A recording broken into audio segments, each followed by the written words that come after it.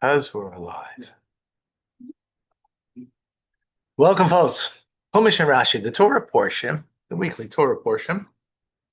Parshas Re'eh is the fourth reading in the book of Devarim of Deuteronomy. We're continuing today with some more mitzvahs.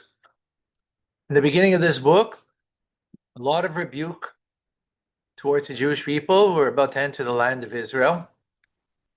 And now we've got laws of the land of Israel. What we read now, we actually read on the holiday, on Shabbos Chol Hamoed.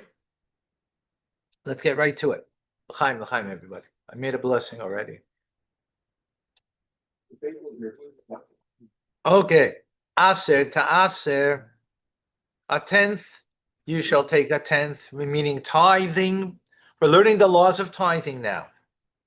As called to us the entire crop, to us crop zarecha of your planting, that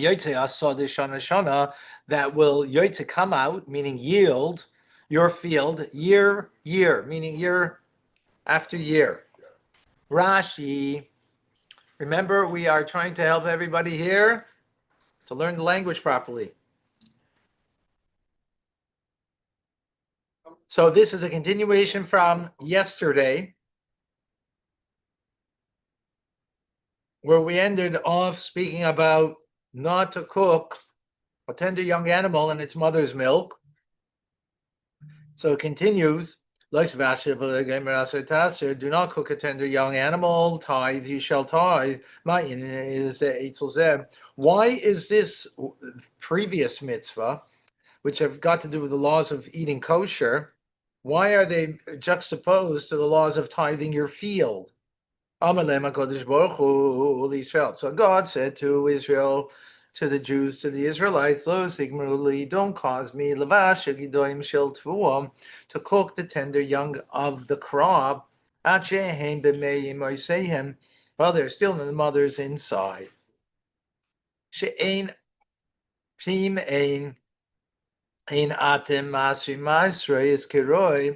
So he explains, for if you do not take tithes properly, tithes meaning from your field, right? Yeah. 10% that you have to take from your field, and it goes actually to the Levite. We'll see. When the new crop is about to ripen, I will bring an easterly wind, and it will destroy them.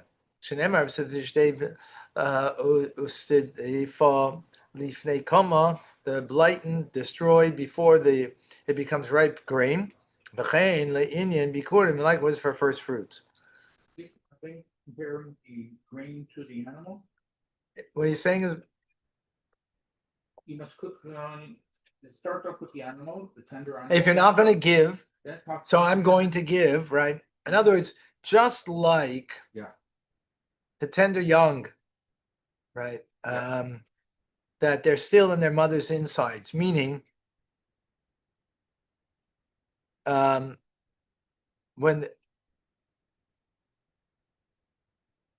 a mother gives birth, a mother gives birth, a tender young animal to her tender young, right? That comes out. So this will not come out and will not become ripened, that you can benefit from it if you will not give your tithes.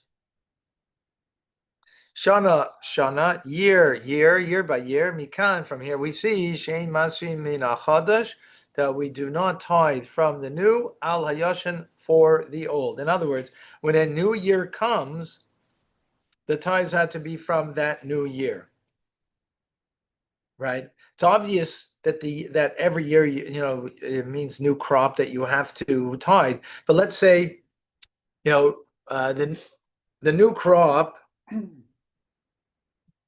comes Rosh Hashanah, the new crop, right?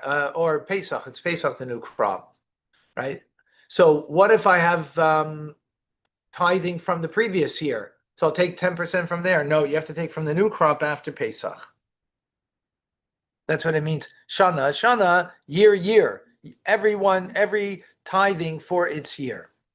And you shall eat lifnei Hashem Elokecha before Hashem your God b'mokom asher yivchar, in the place that He will choose. So we spoke about tithing, right, in the previous verse, but we didn't say what kind of tithing it was, because there's two types of tithing. Right? I mentioned the Levite, but this verse comes and says, no, you shall eat it before Hashem your God, but Mokom Asher Yivchar, in the place that He will choose, the Shakin, to dwell Shmoi, His name, Sham, there. Meiser Digancha, this is the tithing of your grain, V'sireishcha of your wine, v'tzitzarecha of your oil, olive oil, b'chayres, and of your firstborn of the cattle, b'karcha, v'tzaynecha, and your sheep, laman, in order, why are you now tithing, why are you eating this before God, in the place that He will choose, which of course means in Jerusalem, ultimately, laman tilmad, in order that you should learn, lira, to fear, as Hashem Elokecha, Hashem your God, kol hayamim, all the days. In other words, you got to go up to Jerusalem, eat your food there. Why? So that way you'll be in a place of holiness, that holiness will last for you throughout the year. Okay? Let's see Rashi. Yeah, we're good, folks. What happened to Jeffrey? He left. Jeffrey's still here. Invite him to come learn. Jeffrey left? Invite him to come and learn. And you shall eat. This refers to the second tithe. Right? Because we already learned that you have to give the first tithe to the Levites. Right? We learned that in Bamidbar, in the book of Numbers. Shenamar, as it said, like Israel, when you will take from the children of Israel, and also and Torah has given them permission that the Levites could eat it wherever they want. Shenamar says, as the verse says, they can eat it anywhere they want, as it says in Bamidbar, in the book of Numbers. Therefore, we're forced to say that this verse is speaking on Meiser Acher, a different type of tithe. What is this tithe? It's called second tithing. That means every Jew has to eat it in a holy place before God. Ultimately means in Jerusalem. Okay, so it means that you have to go there to eat this 10th of your crop has to be eaten in Jerusalem. But what happens if Yirba Mimcha, it will be distant from you, the path? You will not be able to carry that load. 10% of your crop is a lot. Are you going to bring all that to Jerusalem? Well, you're living up in Akko, wherever you're living, that's a lot. You're not going to be able to carry it because the place will be distant from you. A repetition of the same idea. Steve Rashi picks up on it. That God has chosen, Hashem, your God has chosen to place His name there. Because Hashem has blessed you with a lot. So, if it was small pickings is one thing, but God's going to bless you a lot and you're going to be distant from that place. So how are you going to take that heavy burden with you? Right? That's what the verse is saying. Is that clear? 24. You just did the verse 24 in Chumash. Mm-hmm. Rashi said, Hashem will bless you. Says that the produce will be too much for you to carry, to bring to the holy place that God has chosen. So then what do? So the verse continues in 25. So you may now put it into money, meaning exchange it for money. Take that produce that is holy and now redeem it upon money, tzarta hakesef, and then you're going to tzarta the kesef, which means to wrap it. Actually, there's in Gemara, it's two different explanations, if I recall. V'yadcha in your hand, v'alachta, and then you shall go ela makom, to the place Hashem yivchar, that He chose, Hashem Elokecha, Hashem your God, boy, in it, to it, that He has chosen. That's where you're going to go. Okay? Yeah. No Rashi on 25. Now we go to 26. But then you will give the money, or you will take the money, and all that your soul's desire, babakar, whether it be in cattle, or be in sheep, or in wine, or in intoxicating drink, or anything that your soul desires, and you shall eat it there, before Hashem your God. And you shall be happy, you shall be joyous, you, and your entire household. Rashi in 26, some things, let's see what Rashi picks up on over here. That is an unusual term. Whatever your soul desires, right? Klal, that's a broad statement, right? There's no detail there. Then it goes cattle, flock, wine, and hard drink. Prat. Rashi says that's a particular statement, right? First was a broad statement, then was a particular statement, and then it goes, Rashi says, right? I had mentioned that was repetitive, right? So Rashi said, anything that your soul wishes, that the verse comes back and gives us now another broad statement. Broad statement meaning no details, right? Whatever your soul desires. So what is that? This is one of the 13 principles of the Torah, right? Klal, prat, uklal. General statement, individual, specific statement, and then again a general statement, right? It's one of the 13 principles that we say before the Kaddish in the morning. We said this morning by Rabbi Shmuel on page 25. We say that every morning. So he explains, what is this kind of teachings come to do? Mahaprat, what are the particulars? Look at the particulars, right? Mefurish Vlad it specifically has offspring of the earth. So and they are fit for food for people. In other words, it's a general principle based on the details. What's the details? Things that give offspring and things that are fitting for people to eat. So you could exchange the money that you took because of the second tithe that is too burdensome to take from your home to bring it all the way to Jerusalem. You can now exchange it for money. Take that money, and when you come to Jerusalem, buy things. What could you buy? You can't buy a sofa to sit on. You can't buy a chair to sit on in Jerusalem from that second tithe. Why? Because you can't eat the chair. It doesn't have offspring. You can only buy something that has an that produces something like fruit. Right? A tree produces fruit, or you could have cattle because cattle produce the cattle, and they're both edible and they produce something. Right? Those are the things that you can have. That's what Rashi comes to explain to us. Is that clear? Yeah. Okay. Well, okay. We are now. Verse 27. Okay. Verse 27. Valevi. And as for the Levite, Asher b'sharecha, that is in your city, the gates of your city, loy sazvenu. Don't forget him. Don't leave him. Don't forsake him. Ki ein loy chelek. He has no portion.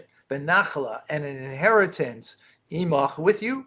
What does that mean? He doesn't get any land, right? The Levites don't get any land that they could produce cattle, that they could have cattle, or that they could produce produce on the land. Do not forsake him from refraining giving him the first tithe. He doesn't get the second tithe. We're talking about the second tithe now, right? But don't think, okay, I'll be careful with the second tithe. Why? Because I benefit from it, right? I can, I have what to have from it, right? So I'm going to take care of myself. I'll do that mitzvah. No. The first tithe goes to the Levite. Don't forget him. You get no benefit from that. So you might forsake that. Torah comes in to remind you, don't forsake it. The mitzvah of giving the first tithe to him.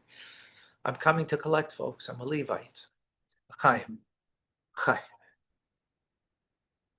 I'm collecting mitzvahs. I got one mitzvah today for my birthday. I got one mitzvah and I'm collecting more mitzvahs. Okay? For he does not have a portion or inheritance with you. This excludes for the poor people, right? which are the corners of the field. Leket, sorry, are gleanings. Shicha is what you forgot, produce that you forgot on the field. And Peya is the corners of the field, right? All of that is ownerless. That's not the tithe, right? No, let's continue Rashi. Let's see what it means. Because that he does have a portion with you. In other words, if he's a Levite and he's poor, he can take from the corners of your field. That he does have with you. What doesn't he have with you is the actual field itself, to own it, to make produce. That he doesn't have. Right? That's the Rashi's being exacting on the word imach, with you. That's excluding that he could take, as any poor person could, because if he's a Levite and he happens to be poor, whoa, what's going on here? Don't worry about Okay, thank you. it. All right. I thought it was tomorrow. Tomorrow's today already, huh? Okay. So because he has a portion of them, just as you, so that they are not subject to tithe. In other words, right. Those things that he has with you, they are not subject to the first tithe of 10%. In other words, you have to give 10% of your produce. That does not include the corners of your field. It doesn't include the gleanings or the forgotten sheaves that you left on the field and so on. All those things that are ownerless and they belong to the poor, right? Belong to the poor. From that, you don't have to take 10% of tithing. That's what the verse says. Maybe get it.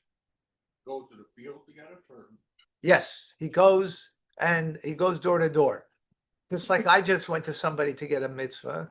So, that's my job. I have to go around and get mitzvahs from people. All right. Verse 28. Yeah, we're good? yes, we're not good. We're great. Okay. So that now we go further with laws about the land. Miktsei, at the end, shalish, 3 shanim, 3 years. At the end of 3 years. Taitzi is called meiser tuascha. You shall take out all of the meiser, all of the tithing, tuascha of your crop, b'shana hahi, on that year, v'inachta b'sharecha, and you should place them outside of your gates. Rashi, let's see Rashi, and this, what does this mean? Say shalish shanim, at the end of 3 years. This comes to teach us, Shem Isha Masra Isav, that if you delay giving tithes, remember, the tithes go to the Levite, the first tithe. The second tithe, right, goes up to Jerusalem to have a festive time there. So Shel Shana Rishana Ushniya Lishmita, the first and second years of the 7-year cycle.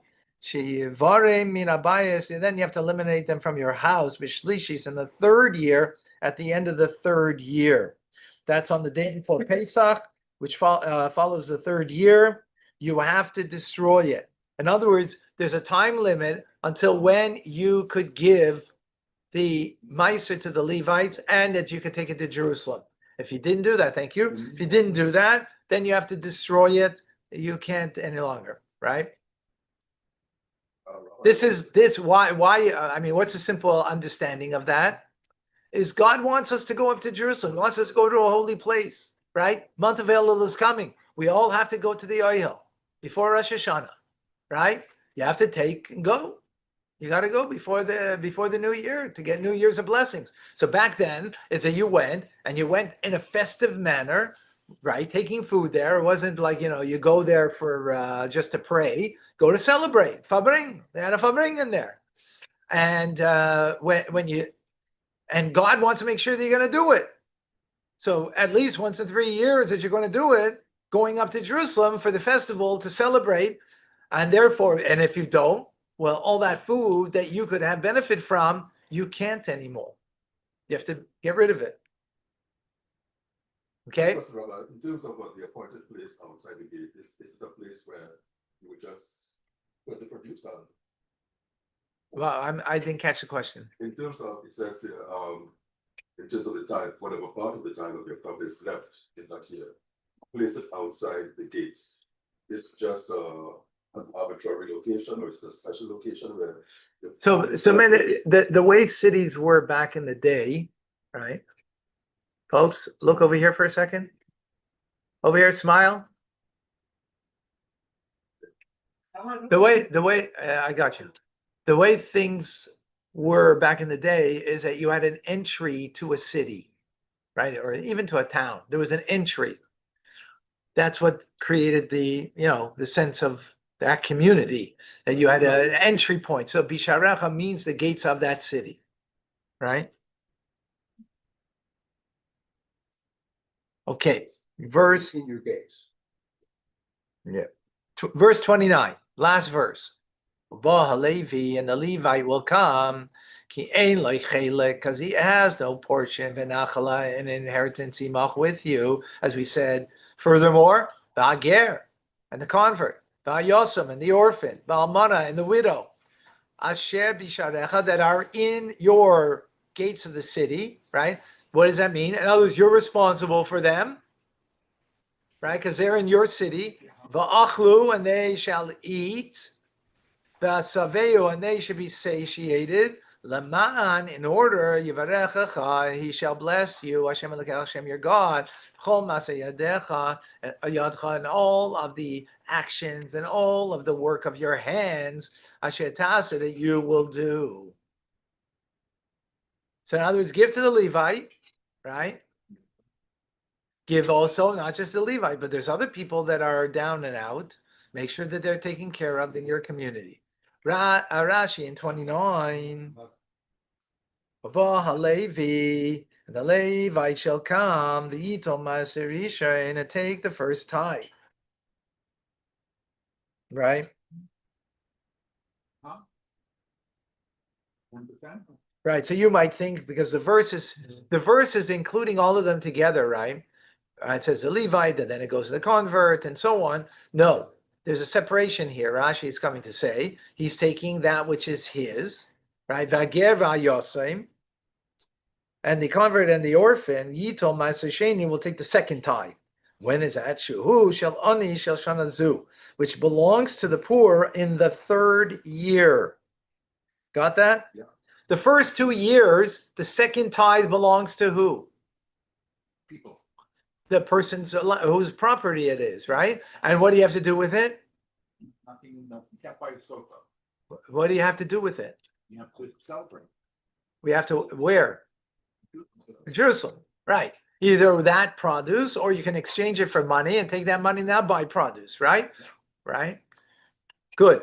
The third year, it's called Meiser. It's also the second tithe, but it's got a different name to it. It's called Meiser Ani. It's 10% for the poor. When you have the corners of your field and the leftovers, those things that are owner-less, that's 7 years of all 7 years, right? It's even more, sabbatical years, even more.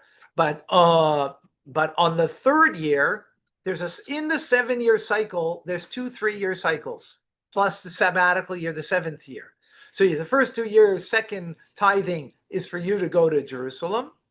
And the third and the 6th year will be, those tithes are for the poor. It's not for you to go to Jerusalem. What do you eat in Jerusalem? So that at the end of the third year, that you have until then, that you can eat from the produce from. It's actually a good question, because we said shana each year you have to take, right? Shana. That's a good question. I don't know.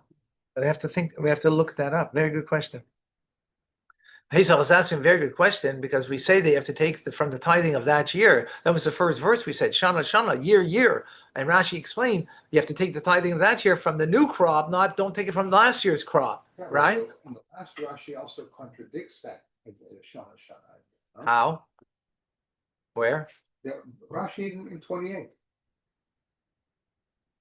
No. teaches that if he delayed giving the tithe of the first and the second year of the sabbatical, he must remove them from the house in the third year. If he delayed, so obviously there is an idea. Supposed to take it every year, but it's possible that he delayed. Yeah, good. Yeah, how does that fit in with shana? Good question. Yeah. Okay, let's see if there's we can look something up. V'ager ve'ayosem. Continuing Rashi, the second Rashi, the convert and the orphan. V'yitlu ma'aser sheni. They take the second tithe. Shu shel ani shoshana zu. That's the poor person of that year, the third year, as we said. And this tithe is not to be eaten in Jerusalem. But the way the second tithe had to be eaten in Jerusalem. Shall stay shanim of the first 2 years. Right? These are poor people, and this is meant for the poor. This is meant for the poor. Got it? And you shall eat and be satisfied. Tein lahem, give them kedei svia. You have to give them enough to be satisfied. Mikam amru. From here, our sages learn from this verse that one that we not give less to a poor person at the threshing floor than half a kav of wheat and a half a kav of barley, which is a modern day equivalent of a kav is 1.5 to 2.5 quarts approximately. And after the third year, you take to Jerusalem the tithes of the first and the second year, so that you delayed in bringing them, and declare about yourself that you're limited to everything from all holy things from my house. So it's clear that you do take those things. The question is, what does it mean shana shana then, right? Right. That's the question, because it's quite clear that this is what's happening. As the said explicitly, From the year 1 and year 2, sufficient also to bring in the third year. You go up to Yerushalayim. So either it's only for the third year that you're taking it, because on the third year, this Meiser Sheni is Meiser Ani. So maybe, The Meiser Ani you're giving away. right, I mean, that's what I'm saying. So therefore, from the first 2 years, take from that on the third year, right, yeah. Yeah. Oh, no, and that's why, no, so he's tying it in. In the tithe and the Right. first year, the second year, from the Meiser Sheni, to also cover the third year that you're going to go up. And Yeah. The third year, you're going to give the Meiser Ani. Yeah. Amazing. Okay, let's see if what the Rebbe has to add over here. What's the difference between chelik and nachala? Pelik is a portion, Nachal is an inheritance. And the word, what does it mean?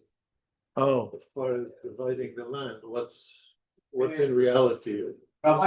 that's a good question. What is there? There must be a halachic significance. I'm not certain. Good question. We have a bank.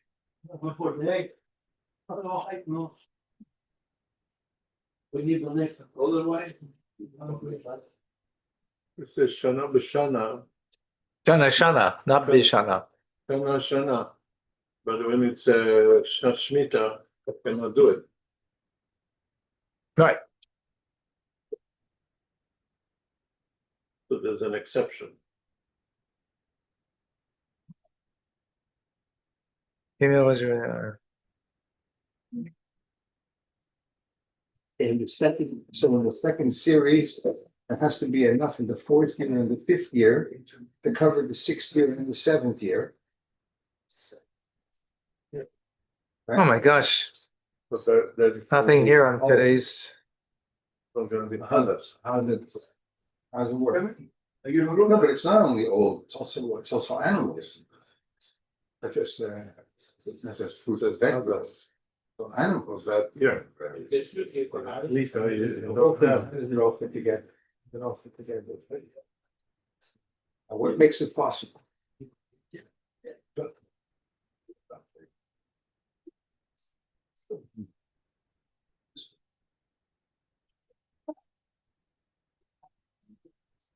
There's nothing here in this book for today. All right, folks, we'll see in a few moments with Tanya.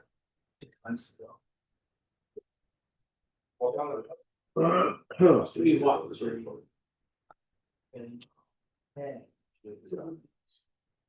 this is beautiful.